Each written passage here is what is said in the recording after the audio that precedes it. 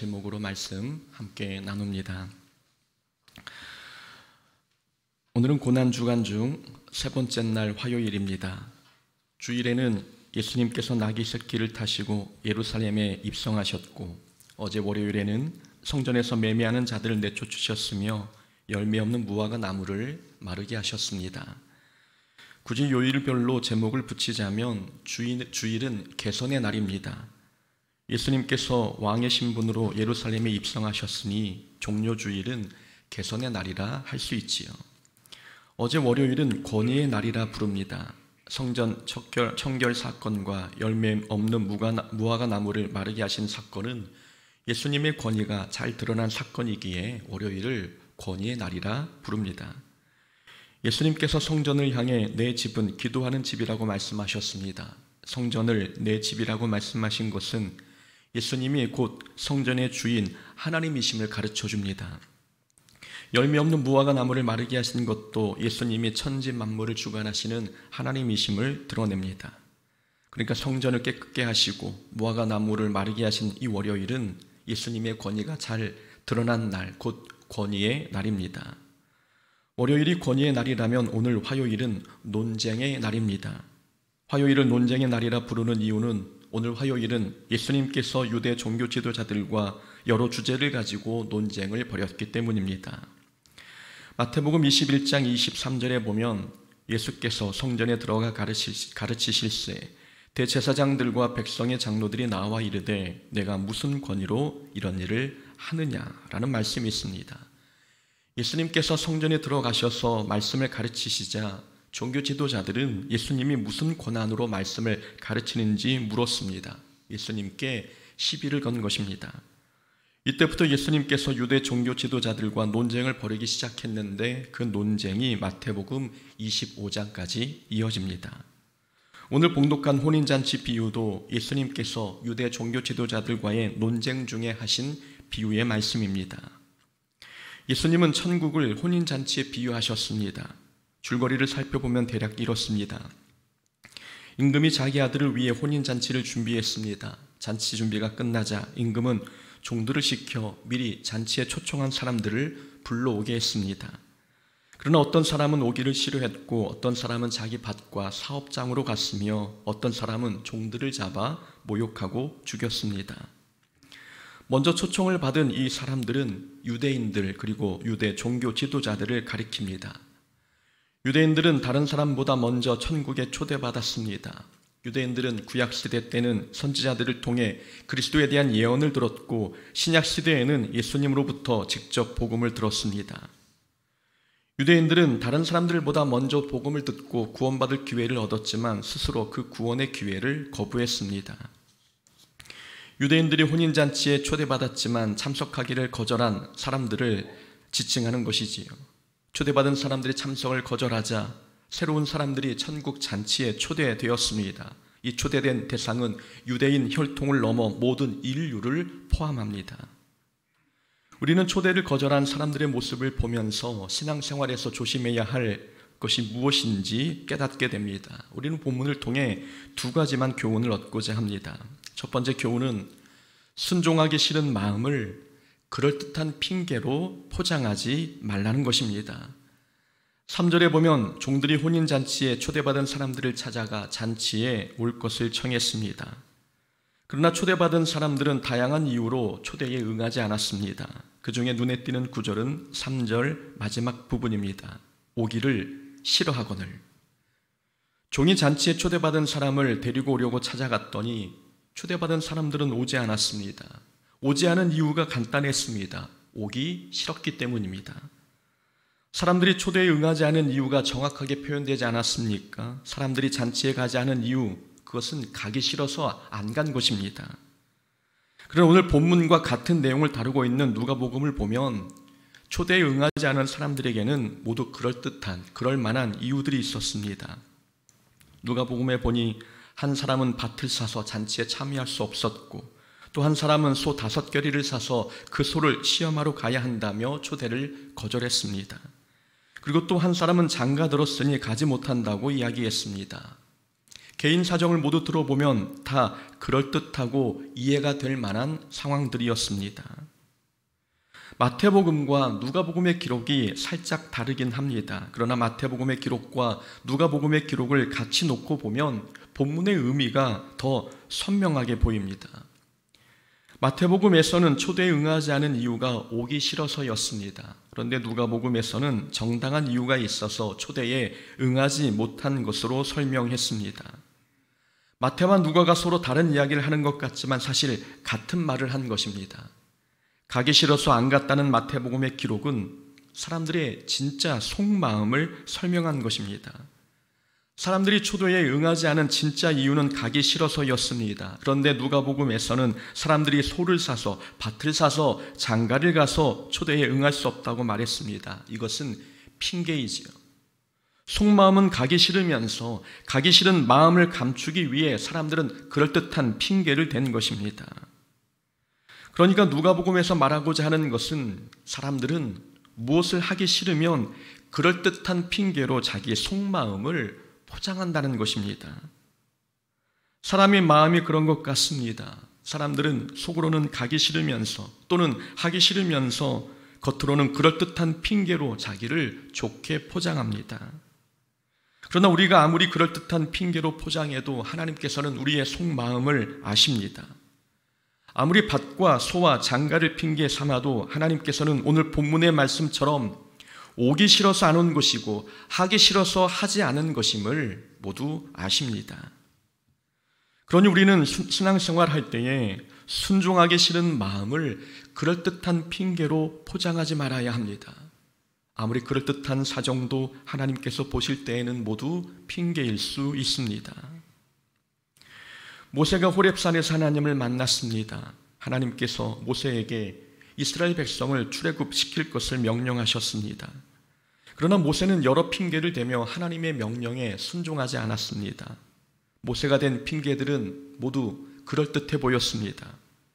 백성들이 내 말을 믿지 않을 것이라는 말, 자세는 입이 뻣뻣하고 혀가 둔하여 사명에 적합하지 않다는 말, 모두 그럴듯한 사정 같았습니다. 그러나 하나님께서 보실 때에는 모두 핑계였습니다. 주님, 보낼 만한 자를 보내소서, 주여 보낼 만한 자를 보내소서, 이것이 모세의 본심이었습니다.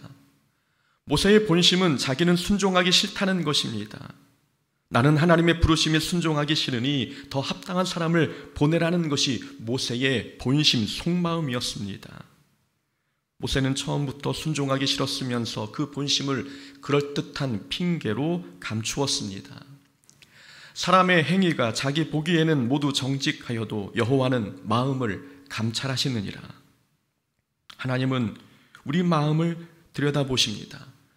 아무리 우리가 정직하게 행하는 것 같아도 하나님은 그 행위의 본질과 의도를 아십니다. 우리의 본심, 속마음을 꿰뚫어 보시는 분이 바로 하나님이심을 말씀하는 것입니다. 그러니 우리는 하나님께서 모든 것을 보고 계신다는 생각으로 신앙생활해야 합니다. 사람은 속이기 쉽습니다. 그럴듯한 핑계로 하기 싫은 마음을 감추면 사람에게는 들키지 않을 수 있습니다. 그러나 사람은 속여도 하나님을 속일 수 없다는 것 우리가 더 잘 알고 있지 않습니까?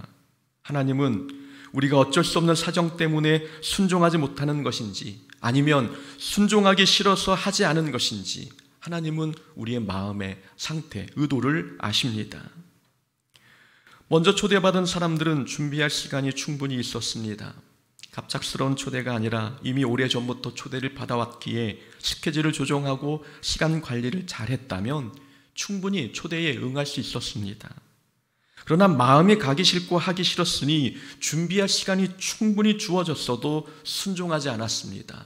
마음이 하기 싫으면 어떤 상황에서도 사람들은 순종하지 않습니다. 우리가 순종하지 못하는 이유도 마음의 문제 때문이지 않습니까? 우리에게도 순종을 준비할 충분한 시간이 있었습니다. 주일 예배는 늘 고정된 시간에 드리고 교회에 오면 어떤 일이 기다리고 있는지 우리는 이미 다 알고 있습니다. 그런데 어떤 사람은 늘 바빠서 못하고 어떤 사람은 바빠도 늘 순종합니다. 이런 차이가 나타나는 이유는 사람마다 형편이 달라서가 아닙니다. 마음가짐이 달라서입니다. 우리가 일찍부터 시간을 조정하고 스케줄을 잘 관리하면 충분히 예배 참석이 가능합니다. 하나님 앞에 순종하는 모든 일들이 가능합니다. 그런데 사람들은 하기 싫어서 하지 않습니다.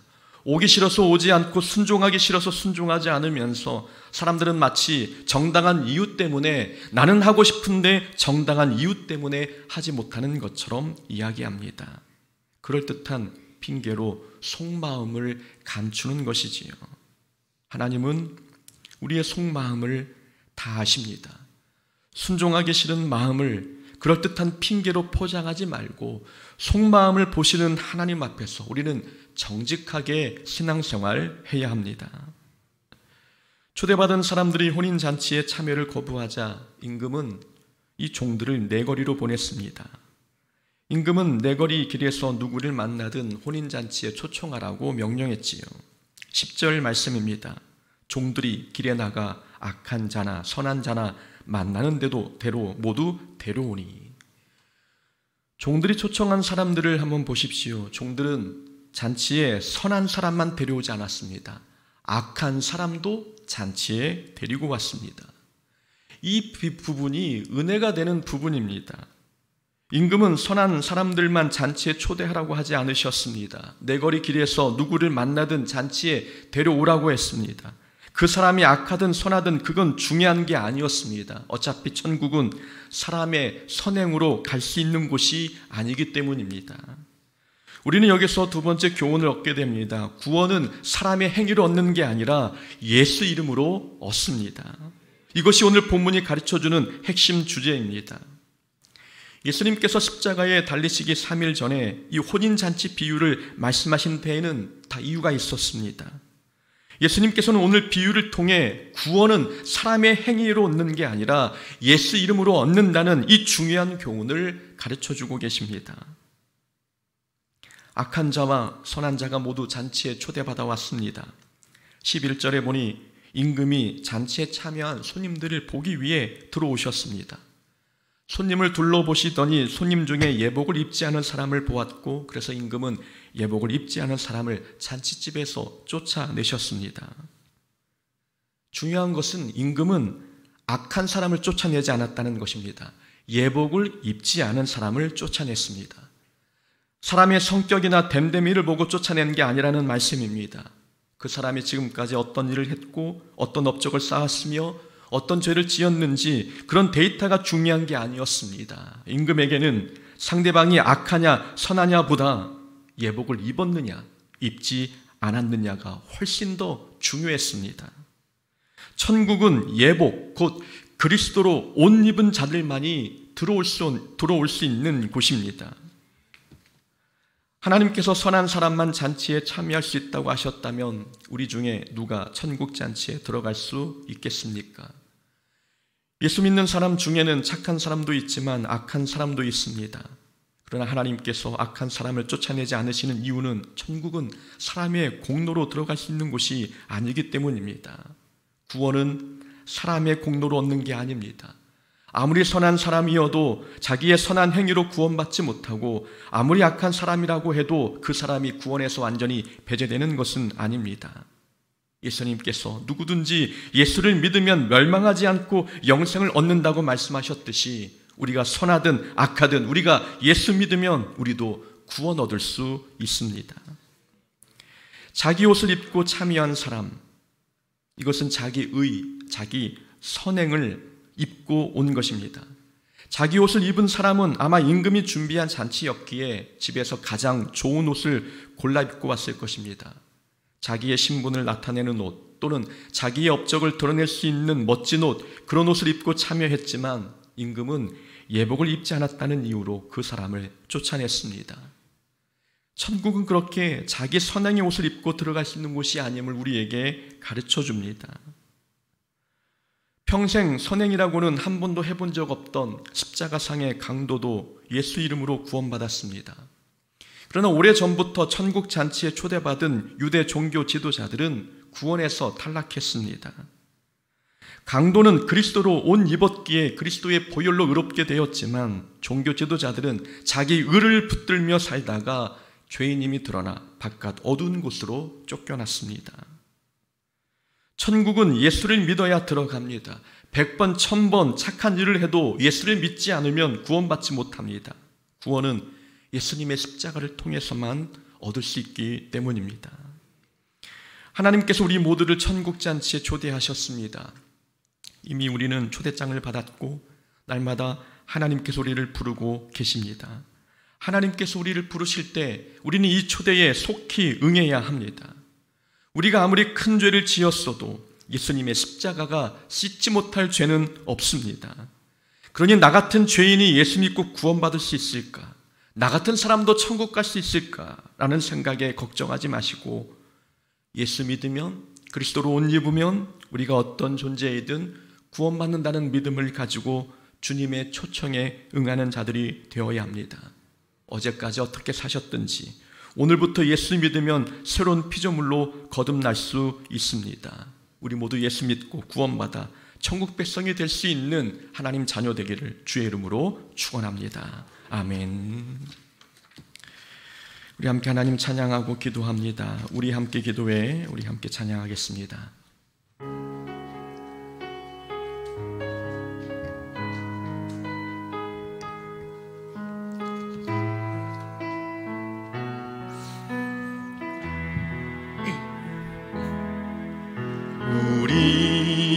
우리 함께 기도해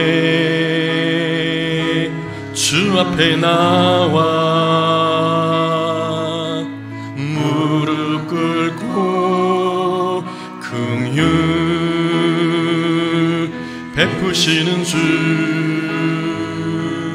하늘을 향해 두 손 들고 하늘 문이 열리고 은혜의 밑줄기 이 땅 가득 내리도록 마침내 주 오셔서 그의 밑줄기 우리 위에 부으시도록 우리 함께 기도해 우리 함께 기도해 주 앞에 나와 무릎 꿇고 긍휼 베푸시는 주 하늘을 향해 두 손 들고 하늘 문이 열리고 은혜의 밑줄기 이 땅 가득 내리도록 마침내 주 오셔서 의의 빛줄기 우리 위에 고백합시다. 하늘 문이 열리고 하늘 문이 열리고 은혜의 밑줄기 이 땅 가득 내리도록 마침내 주 오셔서 의의 밑줄기 우리 위에 부으시도록 이 시간 두 눈을 감고 우리의 말씀을 붙들고 우리 한번 통성으로 기도하기 원합니다. 시간 기도할 때 하나님 순종하기 싫은 마음을 그럴듯한 핑계로 덮었던 우리의 모습을 하나님 용서하여 주옵소서. 가기 싫어서 가지 않았고 하기 싫어서 하지 않았는데 나에게는 하지 못할 그럴 만한 사정이 있었다는 스스로의 생각으로 순종하지 못했던 우리의 모습 하나님 용서하여 주옵소서.